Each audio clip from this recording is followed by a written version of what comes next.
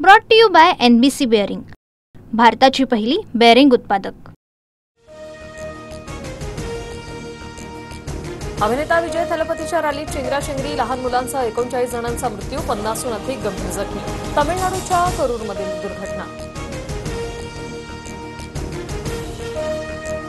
तामिळनाडू चेंगराचेंगरीच्या घटनेवर पंतप्रधान मोदींसह मुख्यमंत्री स्टॅलिन यांच्याकडून शोक व्यक्त।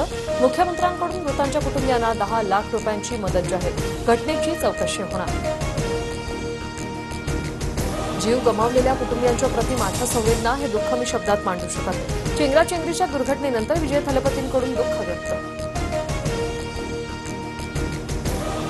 जळगाव जिल्ह्यातील चाळीसगाव तालुक्यात मुसळधार पाऊस, डोंगरी आणि तितूर नदीला पूर, प्रशासनाकडून नागरिकांना सतर्कतेचा इशारा।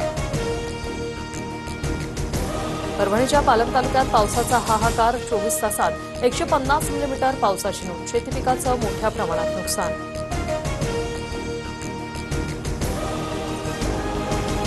छत्रपती संभाजीनगर जिल्ह्यात रात्रभर मुसळधार पाऊस, शिवना नदीला पूर, कन्नड शहरातील लंगोटी महादेव मंदिराला पाण्याचा वेढा, पुजाऱ्यांच्या कुटुंबातील 4 जण महादेव मंदिरात अडकले। मुसळधार पावसामुळे धाराशिवमधील तेरणा नदीला पूर, शेतकऱ्यांचं मोठ्या प्रमाणात नुकसान, प्रशासनाकडून नागरिकांना सतर्कतेचा इशारा। परभणीच्या गंगाखेड तालुक्यातील गौडगाव येथे दुसऱ्यांदा ढगफुटी सदृश्य पाऊस, कापूस, सोयाबीन पाण्याखाली गेल्याने शेतकऱ्यांचा टाक, व्हिडिओ सोशल मीडियावर व्हायरल।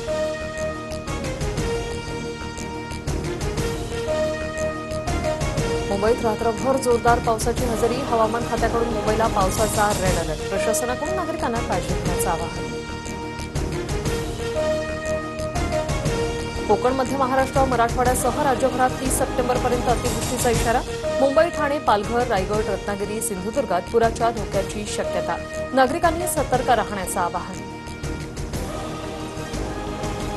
मुंबईसह राज्यातील नाशिक, ठाणे, पालघर, रायगड आणि पुणे जिल्ह्याला रेड अलर्ट, तर रत्नागिरी, सातारा, कोल्हापूर, सांगली आणि छत्रपती संभाजीनगरला ऑरेंज अलर्ट।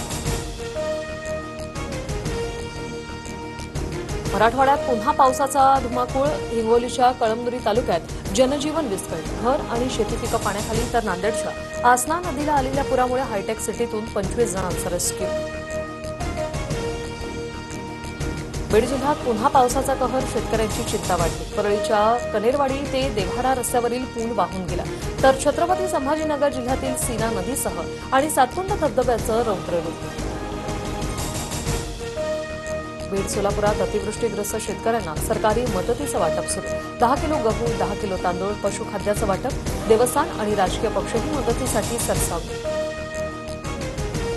पंचनाम्याच्या अहवालानंतर ओला दुष्काळ जाहीर करण्यासंदर्भात निर्णय घेणार, जळगावातील नुकसानग्रस्त शेतकऱ्यांना मुख्यमंत्री फडणवीसांकडून मदतीचं आश्वासन। हेक्टरी 50 हजारांच्या मदतीसह शेतकऱ्यांची कर्जमाफी करा, पीएम केअर फंडातून मोदींनी किमान 50,000 कोटी महाराष्ट्रासाठी द्यावे, उद्धव ठाकरेंच्या 3 मागण्या।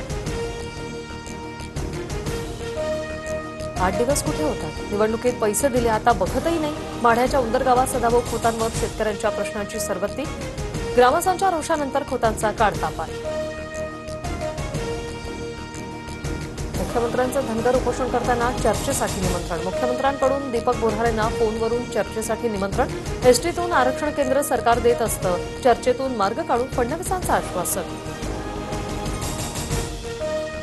दसरा मेळाव्याच्या पार्श्वभूमीवर एकनाथ शिंदेंनी बोलावली बैठक, आज दुपारी 3 वाजता वांद्र्यातील रंगशारदा सभागृहात बैठक, या बैठकीला शिवसेना नेते आणि पदाधिकारी उपस्थित। कुख्यात गुंड निलेश घायवळ परदेशात पळून गेल्याची माहिती, पोलिसांकडून लुकआउट नोटीस जारी, घायवळने पासपोर्ट बनवण्यासाठी अहिल्यानगरमधील बनावट पत्ता दिल्याचं समोर, पासपोर्टसाठी परवानगी देणाऱ्या पोलिसांवर प्रश्न उपस्थित। आशिया चषकाच्या फायनलमध्ये आज भारत पाकिस्तानशी भिडणार, पाकिस्तानवर विजय मिळवत आशिया चषक जिंकण्यासाठी भारत सज्ज, तर भारताविरुद्ध सलग 2 पराभवानंतर पाकिस्तानच्या कामगिरीकडे लक्ष।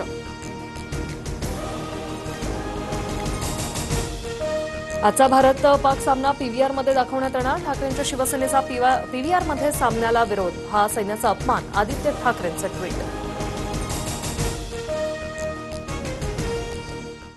Brought to you by NBC bearing, भारताची पहिली बेअरिंग उत्पादक।